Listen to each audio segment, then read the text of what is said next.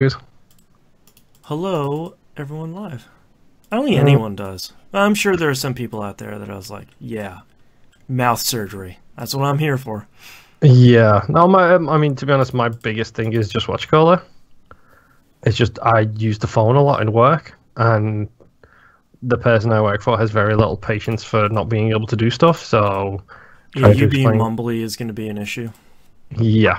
Me being mumbly and from a foreign country Right. is probably going to be the issue Right. more than anything else. Sound But like Patrick Stewart's actual accent. yeah, so I don't know. We'll see. Hopefully, it goes okay. But I feel like with medical stuff like that, they do like one of those a day. So like you're Mhm. coming in, they're banging it out. It's not anything like, ooh, I've never done this before. It's like another one of these. All right, knock it out.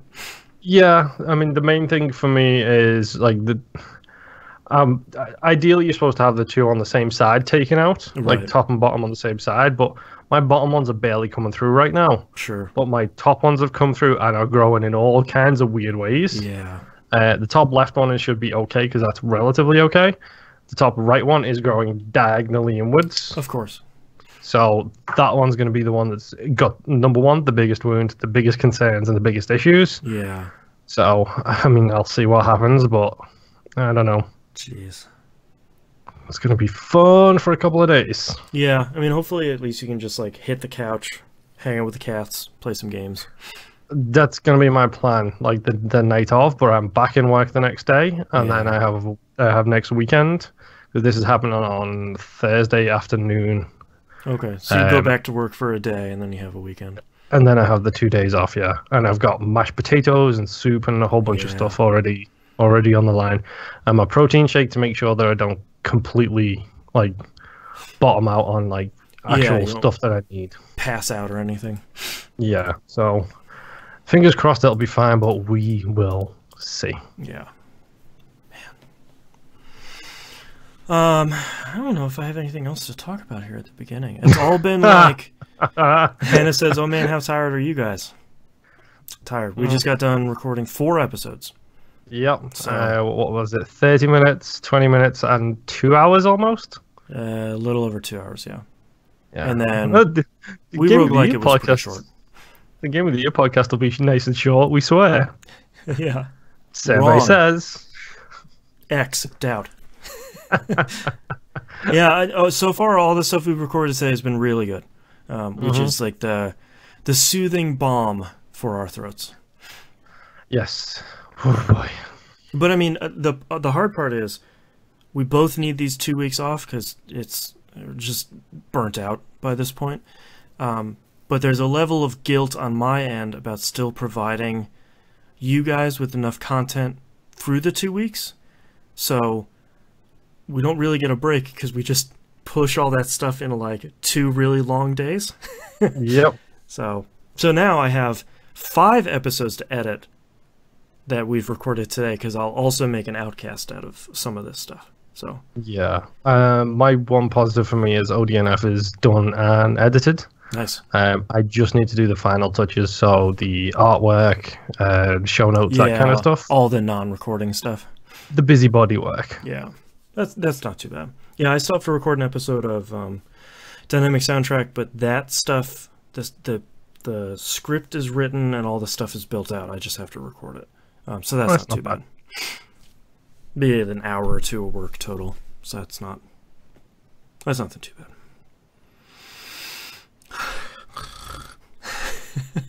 But I mean, that's the rough part about game of the year and prediction stuff. Is there 2 episodes that I really love us doing, and I feel like game of the year is probably an expectation around the gaming industry. It's hard because it sounds like we've done 5 episodes today, and it's like a trial, but it's a lot of fun. I mean, we get to hang out and talk video games for. Right now, it's been 4 hours, so. Give it 1 second to you.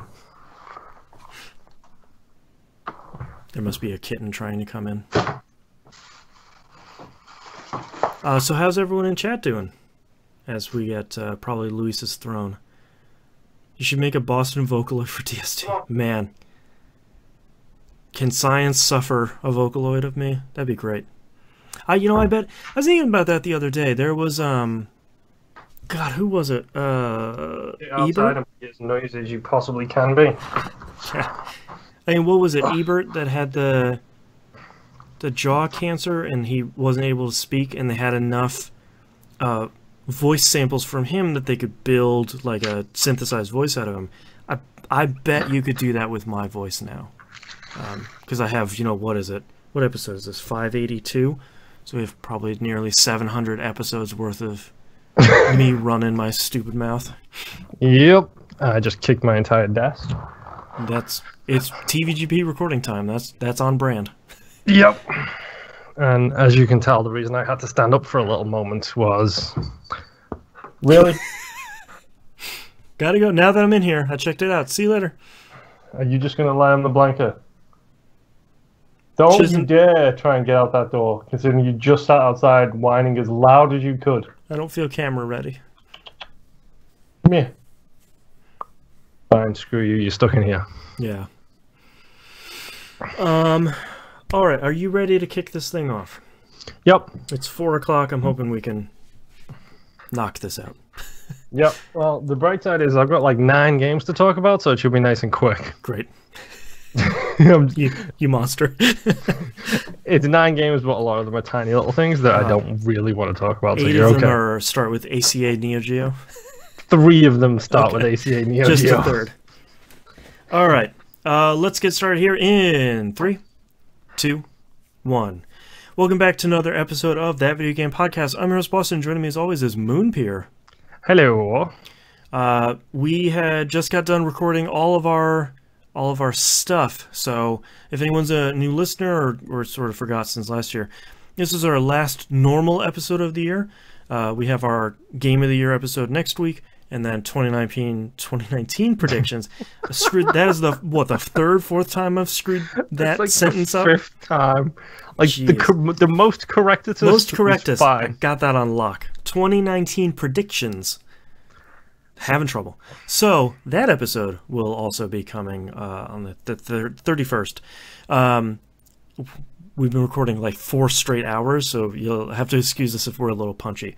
So as always, I'm gonna record and release a dynamic soundtrack episode. We'll be taking a break from We Roguelike It as well during the 2 weeks, but we'll be releasing the dynamic soundtrack episode on this feed, as well as an Assassin's Creed Odyssey spoiler cast that we just recorded on this feed as well.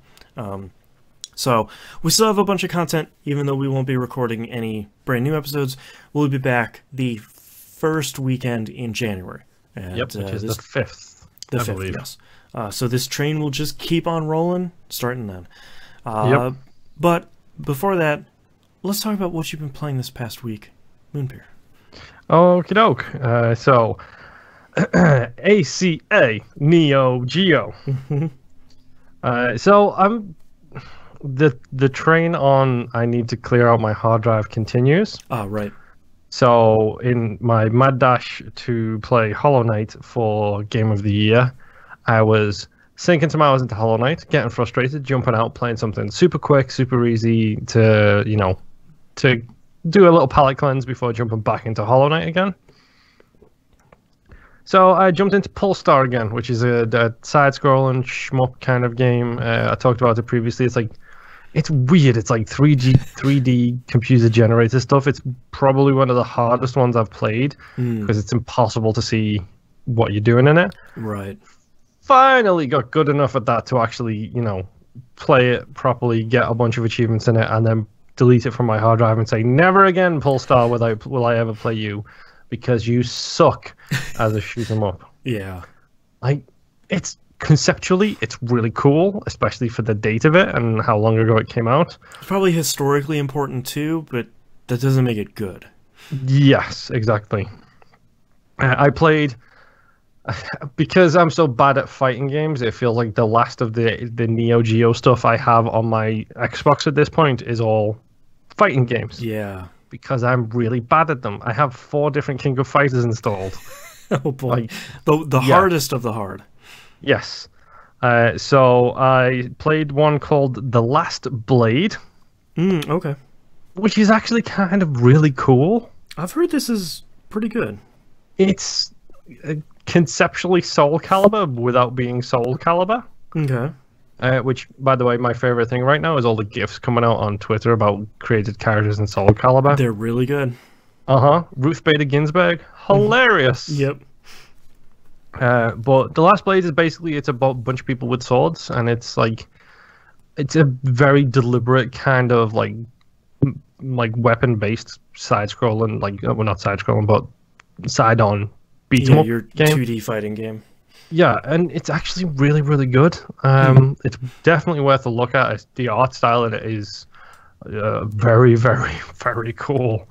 Like, they've even got the stereotypical anime guy in the pink gi who clearly doesn't give an F about nothing. Right. And, like, he uses a stick instead of a sword. Right.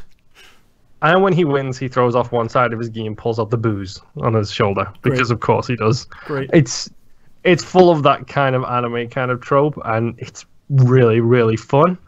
I genuinely had a good time playing it. I did get the 1000 gamer score on it, and straight away uninstall it. Gotta go. Yep.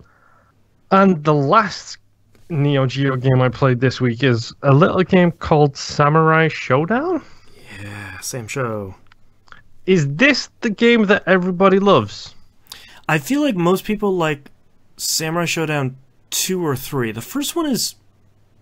It's first bad. one isn't all the way there. Like, you can see the ideas, but none of them came together. Yeah, Samurai Showdown 1 is a bad game. Yeah, and it's like, it's old, and like fighting games have come so far since then. 2 is really good. Yeah, I do have 2 installed, I believe. Yeah. But I played 1, and that game is... It's rough. Interesting. Yeah. But it's definitely not all the way there. And the Yeah. fact that they have a... What's that guy's name from Soul Calibur? The guy with the claws? Voldo? Yes, they have a Voldo in the game. They do, yeah. Who, like, does spinning attacks and, like, stuff like that. Yeah. And is so overpowered, it's unbelievable. Yes. Hello, cat. But, I mean, Wandering it's... cat. Yes.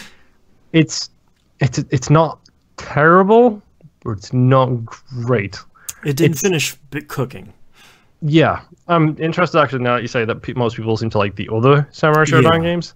I'm interested to see which one it is that people love, because I'd like to see how I feel about it, having had zero experience with it up to this point. Yeah, I feel like 2 and 3 solidify the ideas that the first one started with, and then after that they just sort of fall off the cliff. Okay, but yeah, NeoGeo games are surprisingly fun for the very small amount of A, money, and B, time it costs me. So they were my palate cleansers while playing Hollow Knight, which I'll circle back around to that in a little bit. Right. Break up my achievement hunting / quick games with Batman the TellTale series. Season 1 has been completed. Yes. That game is really good. Yeah, you liked the whole thing? Overall, it's a really good retelling of the Batman legacy. Like, it's a really good alternate universe kind of thing. I genuinely enjoyed a lot of the characters in it, to the point where I beat the game. I did meet John Doe, which you pointed out. It's like literally the second that we talked about it, and you were like, "Oh, you'll know him when you see him." It's very clearly him. It's like, yo, that's Joker. I loaded up the game. I was like, "Hey, friend!" It's like, "Oh, hey, it's the Joker." Hide the Joker. It's like I was literally 30 seconds away from meeting you when when I was turned off. Really interesting with him. Mm-hmm. He's interesting in season 1, and once I beat season 1, you get the Stinger, which obviously has him in it as well for the end of the season. And then I immediately started playing season 2, The Enemy Within. Right. And oh boy, is The Enemy Within something real special. Yeah, I like that they didn't waste any time. They just picked right up where it's like, don't forget about season 1. Now we got a lot of stuff to do. Yeah, and minor spoiler alerts for Enemy Within. Sure. The fact that they bring in the League of Heels is something hilarious. Mm-hmm. I love who they bring in. Not Yep. the huge names, but the big kind of names. Yeah. Considering Two-Face is already dealt with, so is Penguin 2.0 and so on and so forth. I absolutely adore the relationship between John and Harley. Yes. It feels as dysfunctional as it should be. Yes, but in the kind of the opposite direction to the expectations of that relationship. Yes. Because he's like a little lost puppy.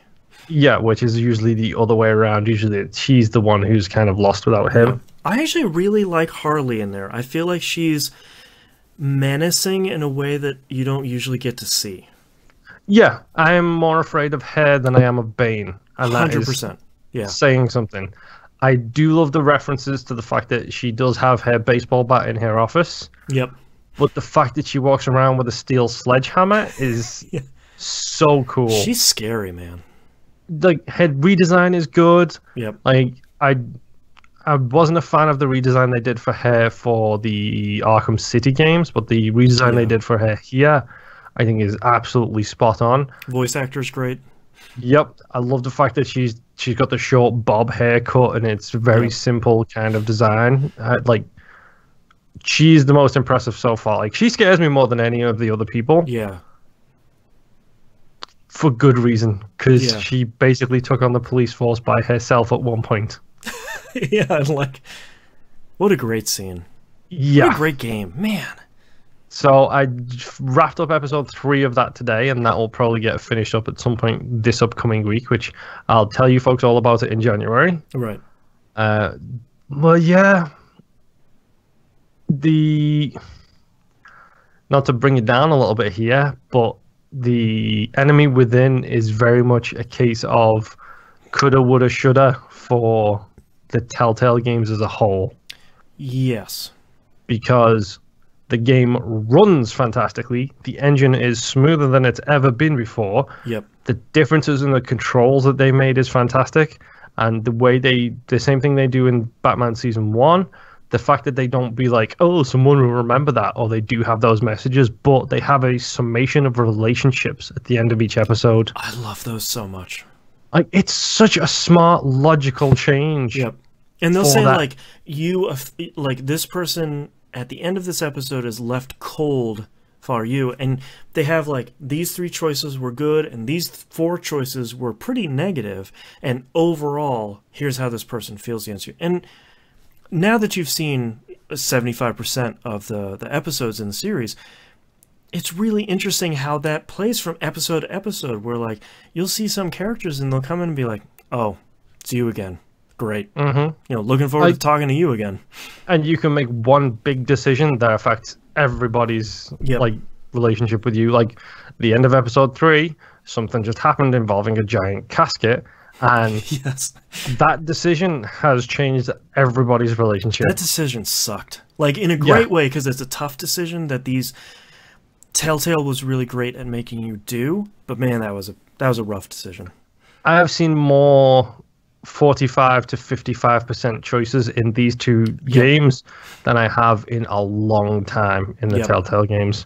And they always said that was their golden goose, was they want to see 50-50s. You're never going to get 50-50s in this day and age. The fact that there's more closer to the middle. I think one of my choices was a 51.2% to like a 48.8. Right. I was like, okay, these decisions are getting closer and closer to being in the middle. And there's always that 1% too, where it's like, I didn't even know you could do that. Like, how did someone manage to make that choice? Yep. It's such a bummer, because I feel like they could have done such great stuff with this series, and it's extra frustrating because nobody played it, because it's just like, oh, TellTale Batman, like, oh, does his parents get shot again? It's like, but it's all like, all of that is different in such a cool way that it sucks that so many people missed it. It makes me laugh because I think the best-selling games they produce are the worst. Yeah. With maybe one exception of Season 1 of The Walking Dead, which is their best game and probably sold the best as well. Yeah. But yeah, It's real good. It's shockingly. I left. Unfortunately, I had to stop playing because of recording stuff. But it's one of those things where I left that game and just like, well, that's not a great point to stop on. I kind of want to play episode 4 now. Yeah. And also the images they used for the episode teasers as well. Yep. It's got John looking pretty naughty in that spoiler image. Yep. So I'm waiting for the reveal. I'm curious to see. So the one of the big lead-ins to the last couple of episodes of that season is which of the Jokers are you going to get? There are 2 of them, and they are significantly different. Okay, are these kind of Jokers kind of similar to previous incarnations? Sort of, but it's more like, here's the one that's being a vigilante, and he's a little bit closer to Batman's side, and here's the Joker you're sort of used to, and they look different, and the voice actor plays the 2 pretty differently, and it's really the culmination of the decisions you've been making for the whole 2 seasons on how who you get and how you have to deal with them. Interesting. Yeah, I think it's probably their most ambitious thing because of how different the storylines can diverge. But nobody played it. Yeah. I don't know who did the voice acting for John or / the Joker in this game. Yeah. Whoever it did, I need to give mad props to because they feel like they've taken just the right inspiration from the different carnations of the Joker. Yep. Because, I mean, like, the fact that he does an impression of Batman, like, when he meets Batman and talks to Batman, he does impressions of him, and it's kind of hilarious. Yeah. Don't do that, Joe. Like, it's really good, but certain lines he delivers feels like the iconic Joker lines of previous years.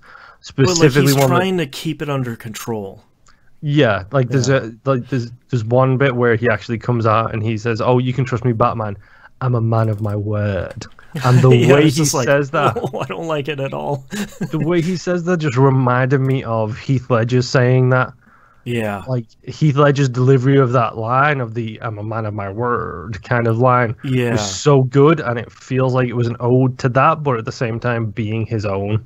Like he's voiced by Anthony Ingruber. Did a really great job. Looks like he's been in some other video game stuff, but nothing really super big. He does a great job. Yeah, and he's got his laugh feels like the Jack Nicholson laugh as well. Yeah, like the manic laugh. That like manic, a little bit unhinged. God, these games are so good. But yeah, I'm looking forward to finishing Enemy Within. It should hopefully be really, really good. Yeah. I played Elite Dangerous. Okay. Because they just released their newest big patch. Ooh. Which included graphical updates and a whole bunch of other stuff, and like mining 3.0 or whatever they're up to now. The best mining. They have subsurface seismic missiles for you to blow up asteroids out of the sky. Well, that would have been nice in Mass Effect. Yes, it would have. Would have also been nice in Dead Space. Thank you, stupid laser games. Yeah, for real. My wife and I did a whole bunch of mining. Like, a whole bunch of mining. In any other game, that would be the mini game you don't want to play. But in Elite Dangerous, it's like, all right, I'm super pumped. I bought myself a new ship. I got it fully kitted out. What's the name of the ship? What sort of serpent name? I got the Cobra Mark IV. Right.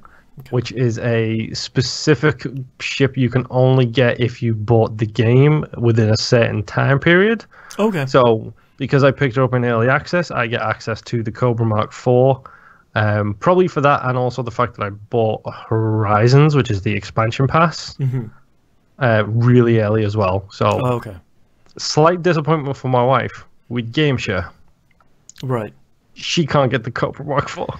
Yeah, that's the bummer about some of this game share stuff, where it's like, oh yeah, you got the base game, but man, that season pass, you got to buy another one of those. I get it. But she gets all the content for the season pass as well. Oh, it's just not like the early access stuff? It's just literally the Cobra Mark IV was a thank you for supporting us. Here is a ship. It's tied to your account as opposed to like your game.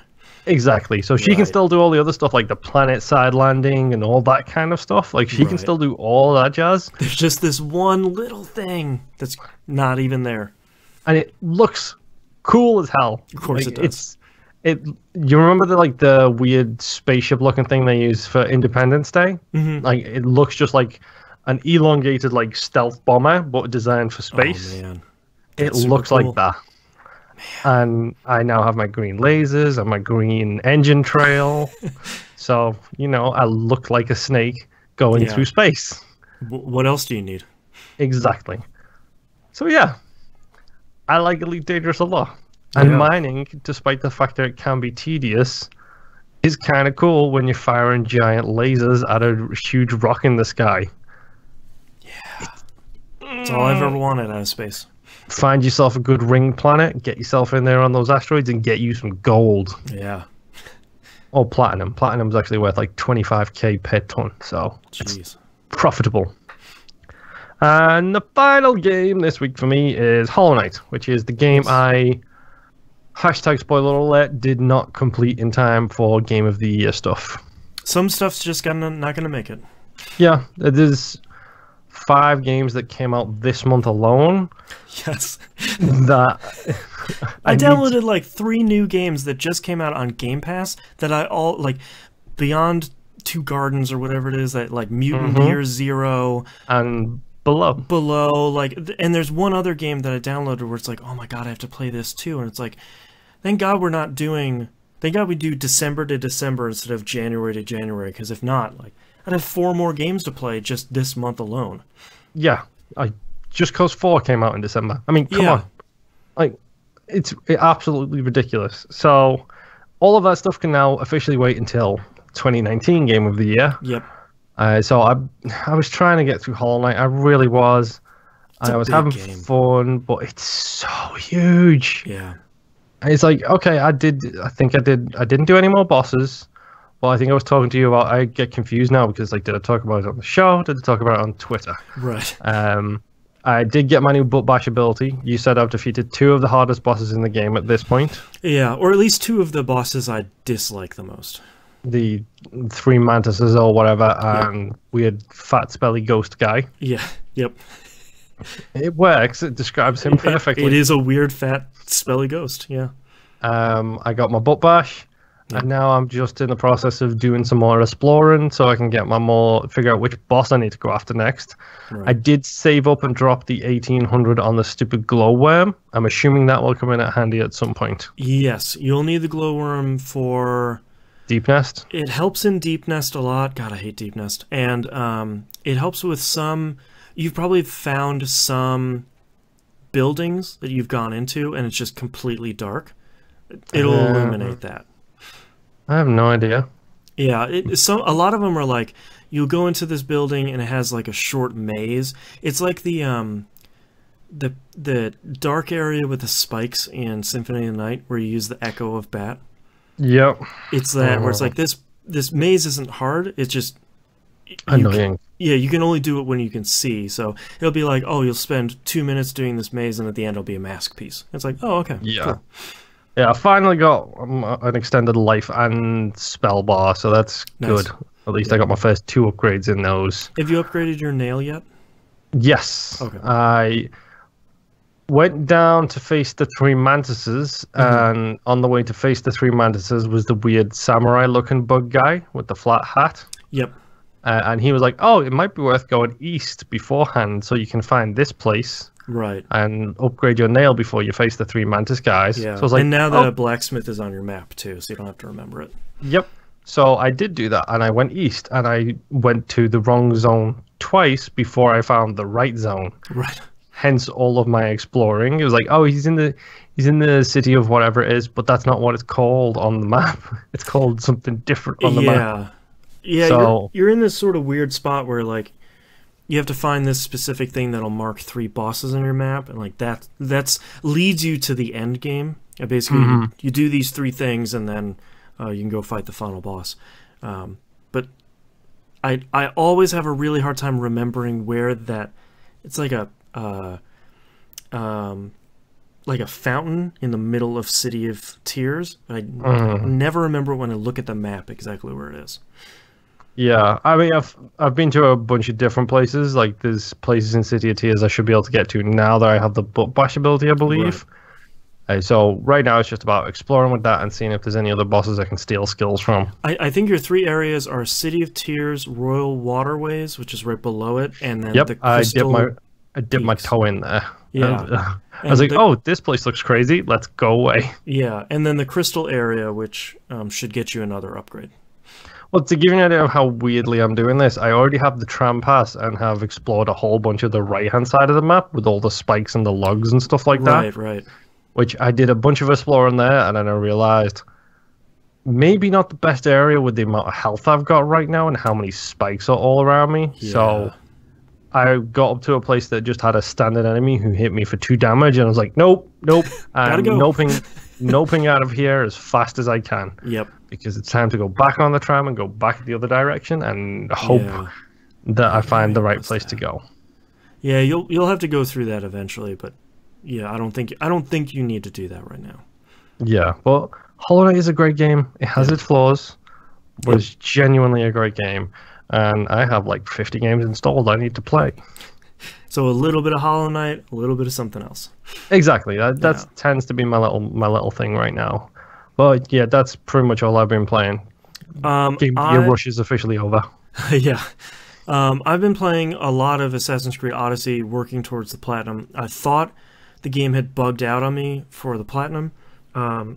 There's like 4 main post-game quest lines, like 1 for each major NPC that you've run into before. Doing the pirate one, and one of them is like, hey, go to this fortress, save this person.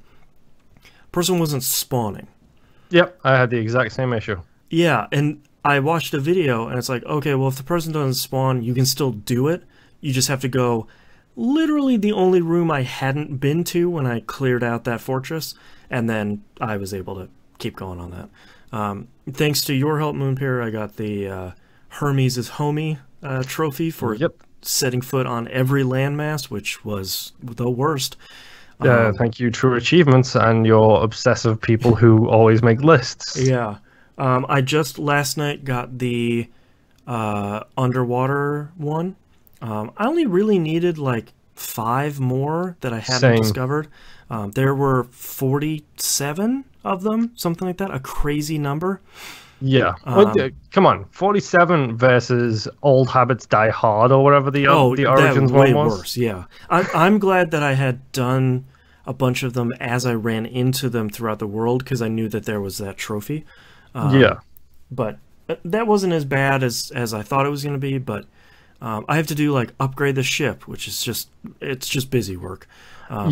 Stop at every blacksmith you can and get as much of that stuff as you can. That's what I've been doing. Like every time I fast travel, hit the blacksmith and go to where I'm going.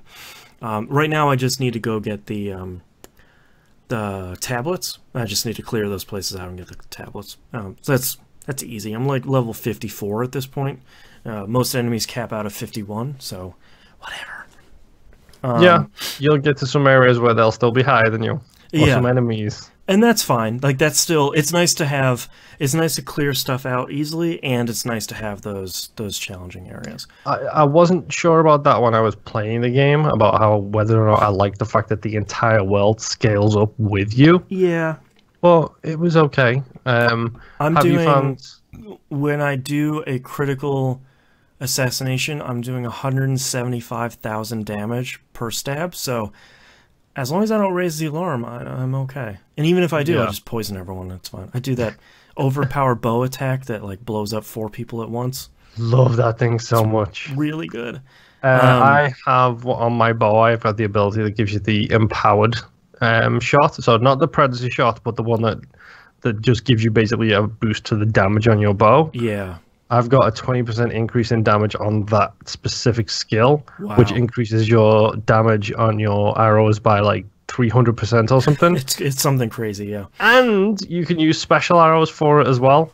So I use the death arrows to really do some damage with it.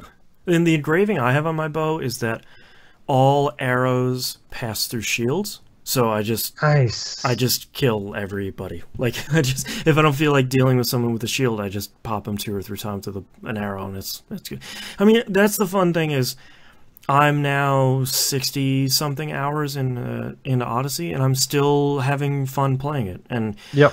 I'm not looking forward to like upgrading the ship all over, because that's gonna be some busy work. But I am looking forward to taking out all the cultists. I'm not looking forward to finishing out all 20 missions on these 3 islands, which is the dumbest trophy for no reason. You will fly through those really quick. I only have probably like 2 or 3 more. Yeah, there's a couple of quest lines throughout the game that just have you bounce between them all, and it's just like, okay. Like, I just did 7 more. Mm-hmm. Yeah. But I'm excited. This will be another platinum for me, and another 100% for an Assassin's Creed game. I'm glad and a little bit bummed, mostly glad that there isn't another 100% trophy like there was in the last game, because you got to see everything in the game, but yeah.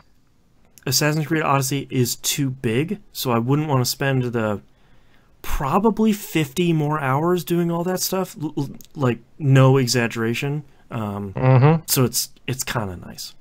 Yeah. I downloaded a new game on iOS. I think it's out on Android too, called PinOut. It's all one word. When I looked at the store listing, it looked like a pinball game on iOS. It's like, okay, I'm gonna try that and see how that works. Yeah. Because I never played Pinball Arcade on iOS. It's not a pinball game. It's an endless pinball game. So basically, you're looking at one screen at a time. Basically, your goal is to hit one of the like 2 or 3 ramps. But when you hit the ramp, it actually pushes you out onto another board, and you're just trying to see how far you can get in the time you have. And it's pretty cool. That's kind of interesting. Yeah, I have played it way more than I thought I would. and I thought it'd be like, oh, I'll play some pinball, like whatever. But I think, like most of these endless runner games, endless games like this, I just have a lot of fun trying to see, like, all right, I got 35 screens last time. Let's see if I can push like 45 this time. Yeah. And it's one of those things where it's like, all right, that's a pleasant surprise to find. And it's called PinOut, and it's free, and I had a lot of fun. Destiny 2, The Dawning, is running right now for now until the 1st of the year. Last year's Dawning was a bummer. That was basically like money, microtransactions. This year, they're doing something cool. So Ava Levante, one of the big vendors from Destiny 1, is back. She was the one in the tower that sold you shaders and emblems. She disappeared following the events at the beginning, when the tower got destroyed. She basically, in the lore, she basically said, like, I'm out. I'm too old for this. I'm not, you cannot get me back. So she came back for the Dawning, and she's like, I like the Dawning, I'm back. So basically, she gives you, it looks like a lantern, but it's basically an easy bake oven. And oh, okay, yeah, I've seen a picture of this. It's like a purple box looking thing. Yeah, and basically, you're taking these materials you get in the game and baking cookies for people around the solar system. And there's 2 things that are really great. One is all of the materials, I sincerely hope this was a proof of concept. All of the materials that you use in the oven stay in that oven. So you don't have like 15 things in your inventory. You just have the one item, and they're all inside there. That's so good. Yes. The other thing is, there's no real grind to get these ingredients. Like, if you need the Cabal ingredient, you just go kill Cabal. And more often than not, kill a room of Cabal, you probably get 2 of them. You only need 1 to craft a cookie. You need something that's called, like, Sharp Essence. Kill enemies with a sword, you'll probably get a couple of those too. So it's just, as opposed to a lot of these other events, you need these, you're just gonna get them as you're playing other stuff. And that's really good, because it's I have so much other stuff to play in the game, like my weekly milestones. Putting stuff on top of that would have been not great. But now I can just play the game and I can bake cookies, which is all I ever wanted. I also got high enough light level to do the first 2 forges. First 2 have been unlocked. I have found and completed weapon frames for both of them. They're good. They are beat 2 waves of enemies, a big boss comes out, beat that big boss, and then whatever weapon frame you've been working on, it just gives you a weapon. So far I have the machine gun. Thank God machine guns are back. The one I got is super cool. And a sniper rifle. I don't use those because they're not super great in Destiny 2, but so far I've made 2 of those weapons. And it feels simple enough as a piece of content that it's easy to play it with matchmaking, because all 3 of you will know, like, kill the blue enemies, they drop this thing, throw them at the forge, do X number, and then the next wave comes. But it feels fun enough that if I want, like, the perfect roll on this machine gun, I can continue getting a frame, going through the steps, doing it, and then, like, that repetition, whenever I want to do it, doesn't feel like it'll be that boring, which is great. I probably won't work on god rolls for some of this stuff, because there are only so many hours in the day and other games I have to play, so you know, it only grinds so much. Last but not least, the 5-year wait has finished. Below is out, and it's on Game Pass. Below has a hilariously long intro cutscene that I 100% adore. I thought I was doing something wrong, so anyone that's going to start playing Below, pop on a pair of headphones, turn it up. Soundtrack is really great. It's Jim Guthrie, who did, like, Sword and Sorcery and a bunch of other really big stuff. It's like a 3 to 4 minute intro cutscene that is very slow and very plotting, and I really dig it because the soundtrack is good. You're only going to see it once, so just, like, don't skip the cutscene, just watch it once. I'm fairly sure I really like Below. Ooh. Because Below's big thing is it's a mysterious game. You land on this island. There are literally no tutorials. There are no control screens. There's no nothing. You pick up a lantern. You get in the dungeon. And most of that is like, oh, I see a shiny thing. Oh, I can pick that up. Oh, I have an inventory. Okay. And a lot of me playing Below so far is like, oh, okay. Oh, that's what that... Oh, all right. Okay. Yeah, all right. And, like, putting all those pieces together. It's like the slow realization of game mechanics. Yeah, and I think so many games try that and fail, but I think where Below succeeds on that is it's giving you very, very, very few things at once, maybe one thing at once for you to figure out, and then once you figure that out, you get a little bit deeper in the game, and it'll give you one more thing. And I think that's really smart, as opposed to dumping you into, like, a complex world like Dark Souls and being like, all right, good luck. I feel like that works a lot in its benefit. I have to say, so far, if you don't like games that don't hold your hand, don't play Below. I feel like that's going to be the main draw of the game, is let's try and get deeper into this dungeon. Let's try and suss out these small riddles and these small puzzles, but it's not going to be like, hey, pick up this plate and put it over here. You're supposed to know this plate looks like this thing you just saw in this other room. Yeah. I got through the first floor. As a very rudimentary map, which is really great. I got to the second floor and accidentally stepped on a spike that killed me. And I was like, bummer. Okay, I'm assuming I'll have to start this floor back over. Nope, it's a roguelike. And I was like, curses, I didn't know that. That is exciting and frustrating. So because I used some materials to turn the second floor bonfire blue, I could then teleport right at the beginning of the game straight to that floor. That's handy. Found my corpse, picked up the lantern, picked up everything I had on me at the time, kept on moving. So I just found some. I'm excited by Below because I don't know what I'm gonna run into next. Like, I exited the cave and I found this giant lake, and I thought I was gonna fight a boss because it's this big open area. But you just start wandering around these shipwrecks, and I found a leather tunic, which automatically equipped, which is great. I'm assuming I can take more damage. And then a piece of wet marble, and that was it. And when you look at the wet marble in your inventory, it just says wet marble. It's like, okay, I'll find something to do with that. Nothing here, but let's keep on going. And like, I think that level of discovery is what is really interesting to me so far.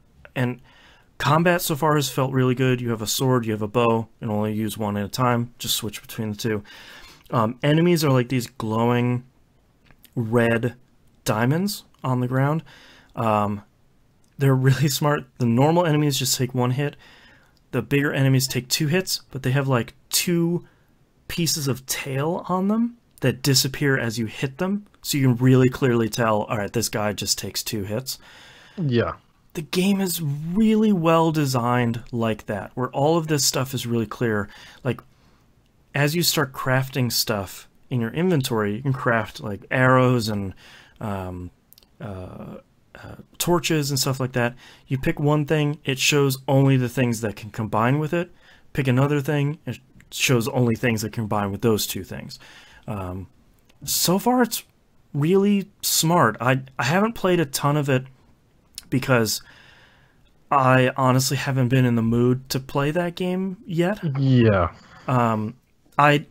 It's funny because for anybody that hasn't listened to We Rogue Like It, you should. It's really good. We talked about Sunless Sea being a deliberate game. Like, it has its own pace. It's not going to go any faster. I feel like Below is a very deliberate game, but in a very different way from Sunless Sea, where there's nothing really stopping you from going through this stuff. You know, there's like a hunger and a health meter and thirst. So far, that hasn't really come into play yet in the first like 2 hours I've played. But I like there's this deliberate, mysterious adventure roguelike thing that I can't really quantify, but graphically and aesthetically it looks cool. The soundtrack is really great, and it just, we don't often get these games where it's not like press, you know, LT to swing your sword. You know, it's going to let you figure all that out by itself, and that stuff feels really rewarding because it's only giving you 1 or 2 things to do at a time. Like, now that I know how to fight and I've gotten past the first floor of the dungeon, I'm going to get more interesting enemies that do more stuff. So I need to get better at dodging or blocking or stuff like that. I'm finding out that there are certain surfaces that you can shine your lantern on, and there might be secret passages. So now I probably missed a whole bunch of cool stuff in the first floor. And that stuff is really exciting, and that's what I'm looking at really digging into. And I'm hoping over the Christmas break you have some time to fire it up too, because yeah, it's right up there on my I need to play this as soon as possible kind of games. Yeah, and it feels very much like a game that you and I would like, but it's one of those games like Vampire. My cats are fighting. We're like Vampire, where we're playing it, and we're like, I love this game. None of the rest of you will like this game. Yeah. This is a game for me. I'm curious to see. Below seems to have a lot of people really enjoying it, but I feel like those people were already on this side of the fence to begin with, and it's not like, I finished Red Dead Redemption 2 and I don't play a lot of games per year. Below is really great. Like, that's probably not going to happen. Yeah. It's already the R crowd. Yeah, and it would be great because Below is on Game Pass. But so far, so good. I'm really enjoying whatever it is. And whatever it is really good.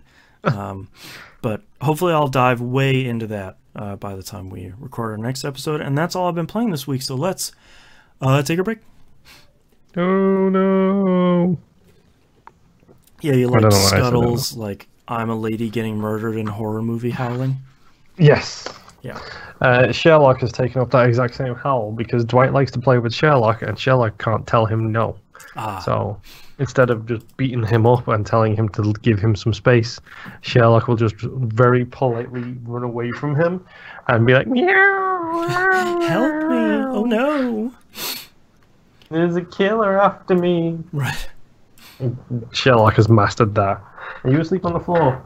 Or you sleep up there? I don't know where she is. Yeah. My Louise has vanished. That's alright. She's being quiet, so that's fine. She'll appear when you open the door. Right, what time is it? 4:45. Alright. Yup. I'm ready for the next segment whenever you are. Mm-hmm.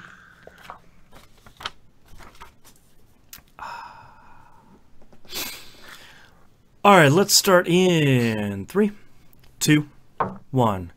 Let's talk releases for the week of December 17th, 2018. Warhammer Vermintide 2 comes out for PS4. Got it now. Out of early access. And Firewatch comes out on the Switch, which is a game you should check out. That game's cool. Yeah, also a very good game. And that's really it, because it's Christmas, and no one puts out games right now, for understandable reasons. And also, we don't really have any news stories, mostly because I wanted to talk about all the questions people have been submitting for the last couple of weeks, and I've been too tired, and my voice has been blown out to answer them. So, let's start off with... Oh, go ahead. Just before we do, one news story. They announced Xbox Live Arcade is coming back. Really? Yes. I hadn't seen that. 8 games. If you buy a certain amount, you get up to X amount of dollars back. Right. My immediate thought was, that's a mistake. You should make it 4 games. 8 games is too many games. 8 games is a lot of games. For any time period, winter of arcade, summer of arcade, whatever it is, 8 games is too many. Especially with Game Pass. Mm-hmm. It should just be 4 games as far as I'm concerned. 4 is a lot of games, but it's an attainable goal to get 10, 20 bucks back, whatever it is. Yep. Yeah. But yeah, just wanted to throw that out there and say I think 8 games is too many games. Yep. That's our official ruling. 8 is too many. Mm-hmm. T-Bomb Rocks in Discord says, there's a ton of games to play for Halloween, but what are some great games to play for the Christmas season? Ooh. Christmas games. SSX Tricky. Yeah. Yeah. Any of the SSX games, they're all good. Oh, yeah, I didn't play the Wii one, so I can't speak about that one.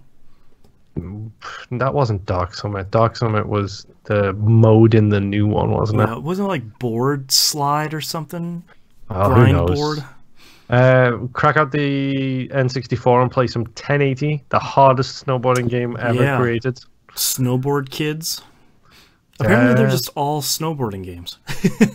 Yeah, I'm trying to think of other winter games. Fallout 4, I'm pretty sure, was set on Halloween, I think. So that's... Oh, there was... Fallout 3 had that DLC in Alaska. Yeah, it did. Yeah. Are we going Christmas or are we just going cold? God, at this point, it's just cold. I don't think there are really that many specific Christmas games. I don't think so. Was Costume Quest 2? No, that was still during... That was Halloween, yeah. The Costume Quest 1 DLC was during Christmas. That's what I was saying. That's where it was. Yeah. I think that's it, to be honest. I can't really think of anything even remotely connected to the holidays. I don't know. Go launch a WoW and go and take part in the seasonal events there. Yeah, there's probably some winter event going on.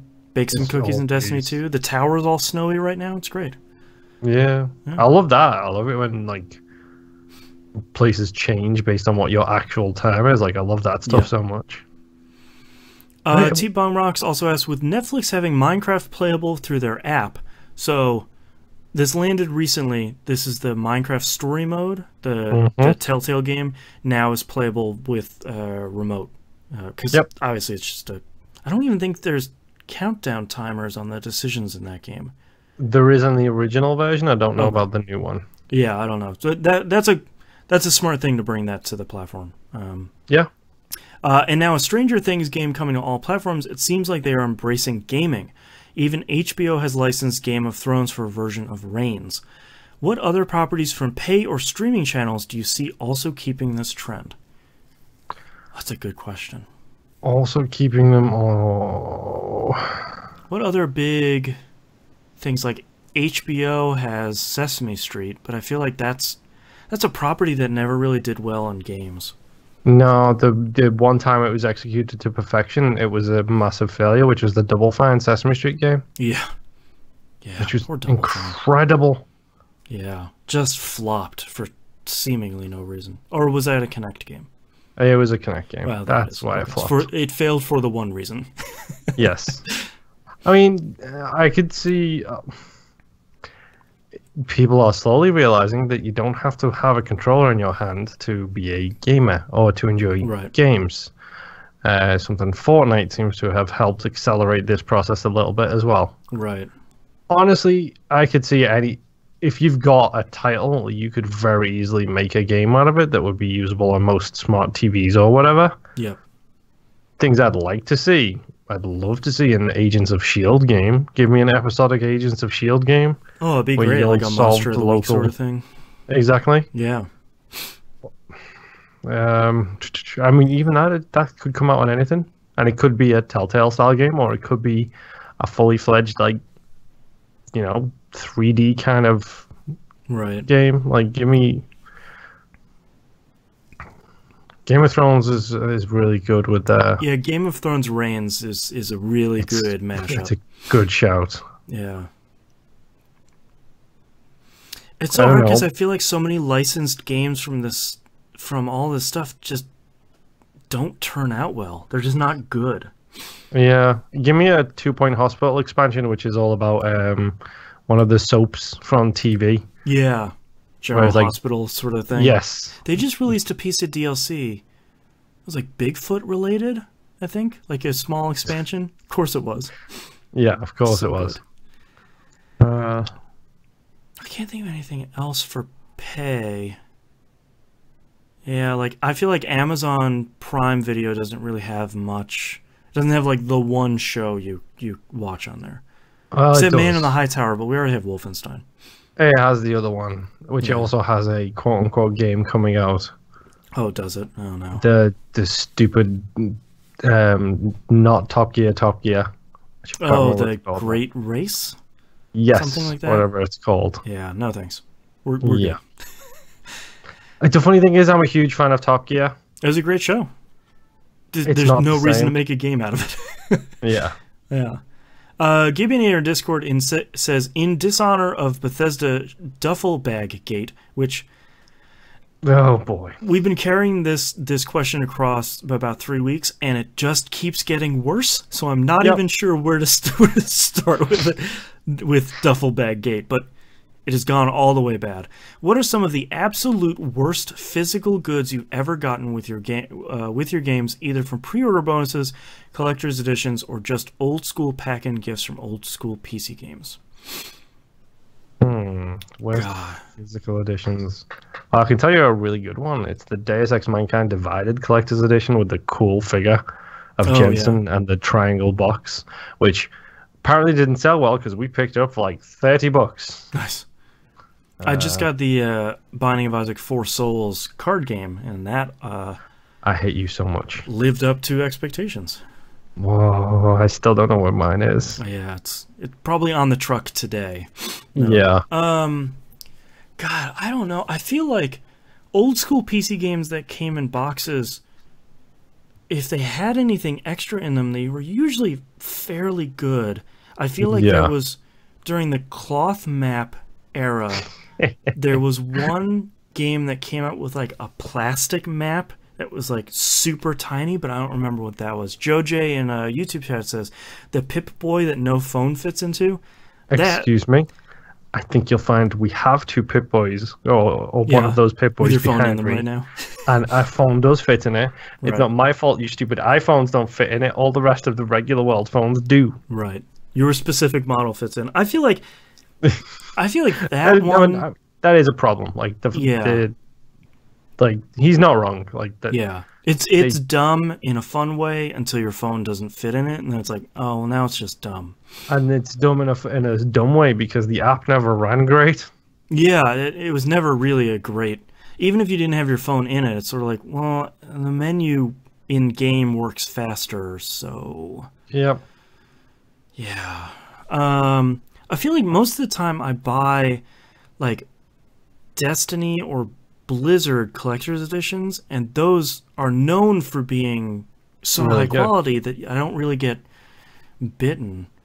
My problem is I got rid of my collection to move over here, so I couldn't even turn around and give you examples because I kind of got out of the habit of buying those kind of editions. Yeah.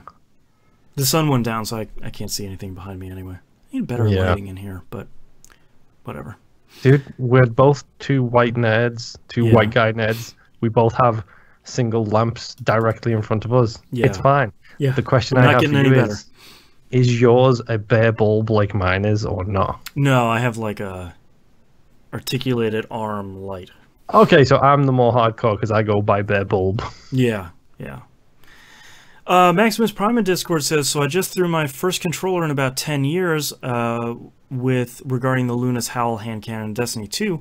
This destructive and disappointing act brings me to my question. Have you ever loved a game like crazy, but after they made significant changes to it, you could barely stand to play it any longer? If so, what game and what changes did they make? Borderlands 2, patching out all the cheats. That got really close. I feel like I didn't stop playing that game, but I stopped leveling other characters because it's just... It became a grind. It went from being fun to being stupid.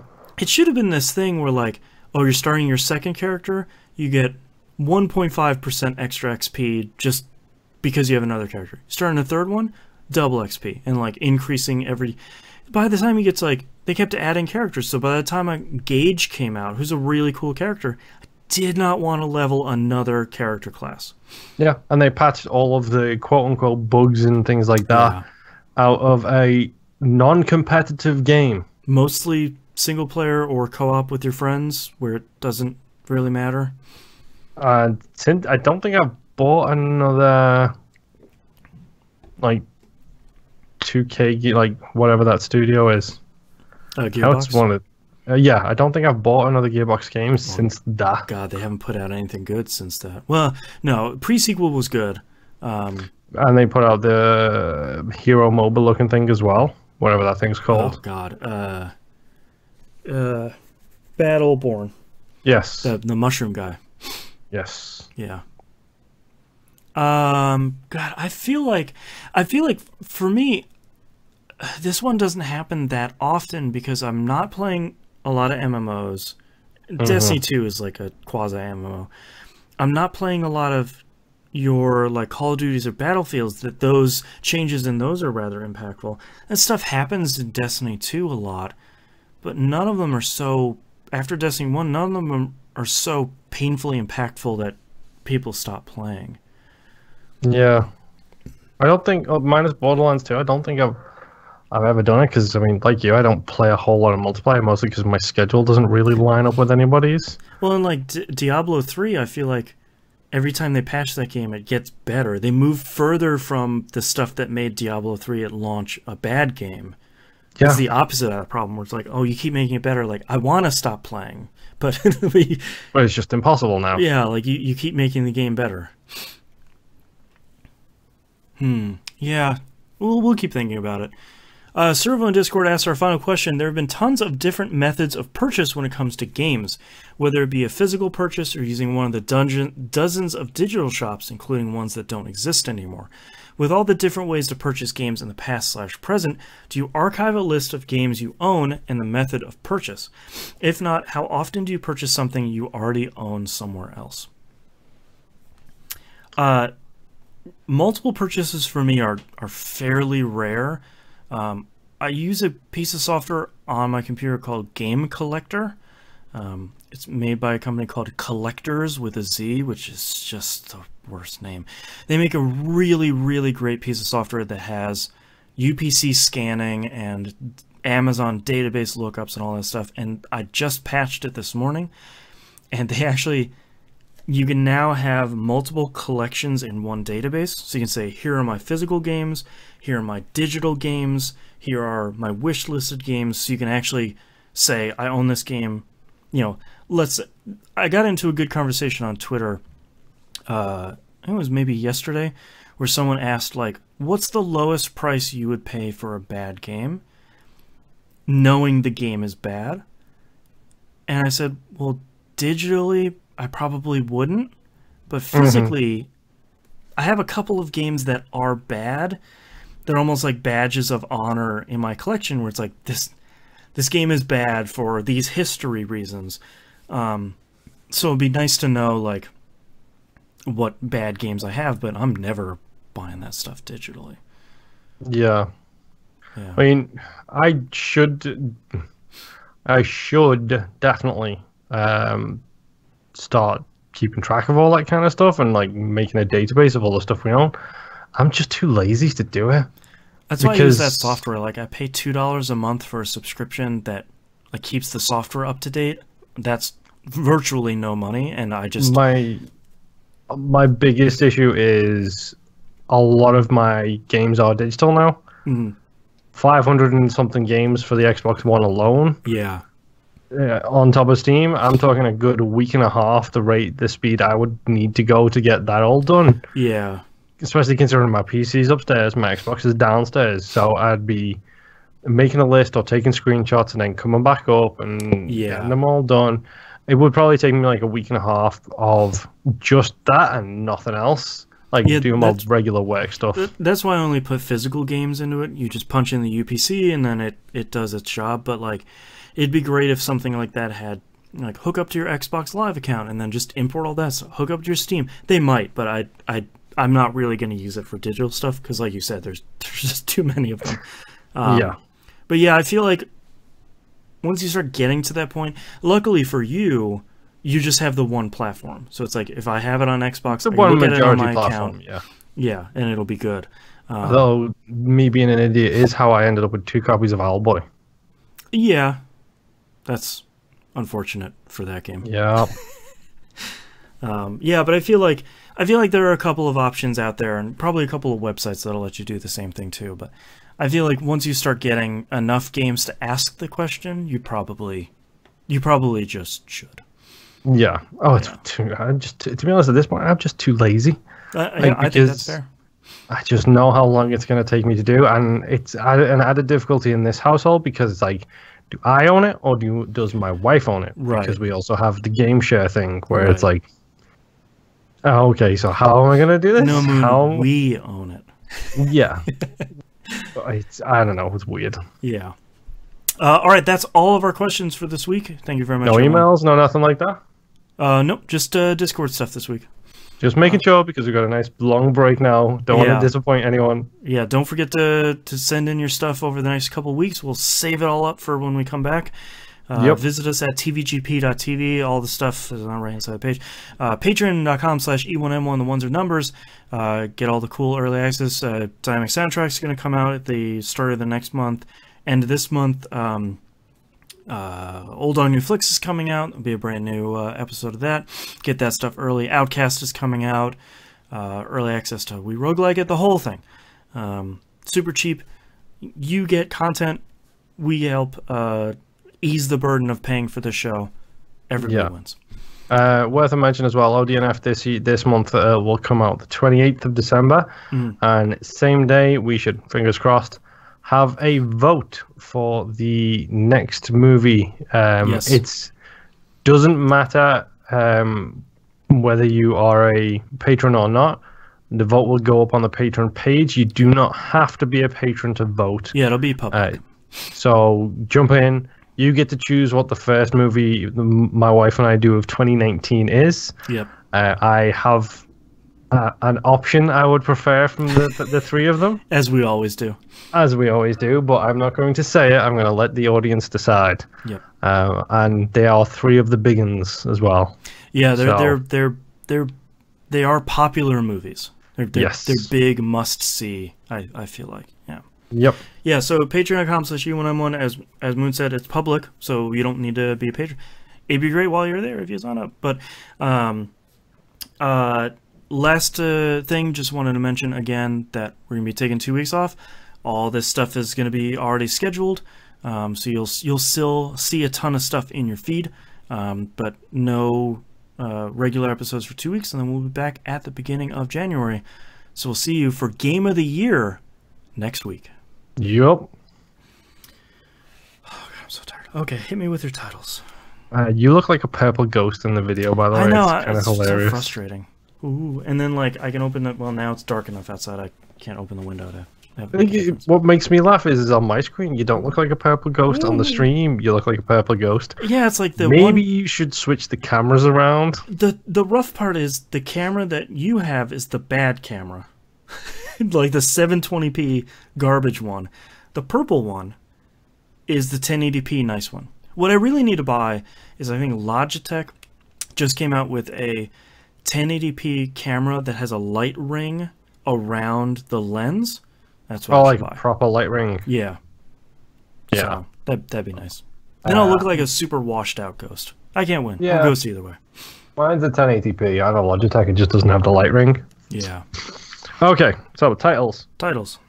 Okay. Stupid spelly ghost guy. Noping out of here so fast.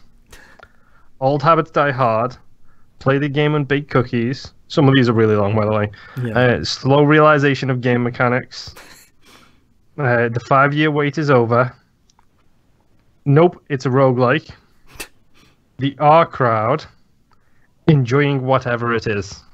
And the R crowd is a really good one, but it's also really dangerous. Yeah. They have a Voldo. Penguin 2.0. Mining 3.0. And okay, so apparently I was just all about the iteration numbers this week. And a snake going through space. They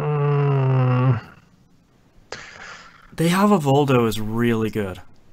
Yeah, I like They Have a Voldo. Stupid spelly ghost guy. That one's good too.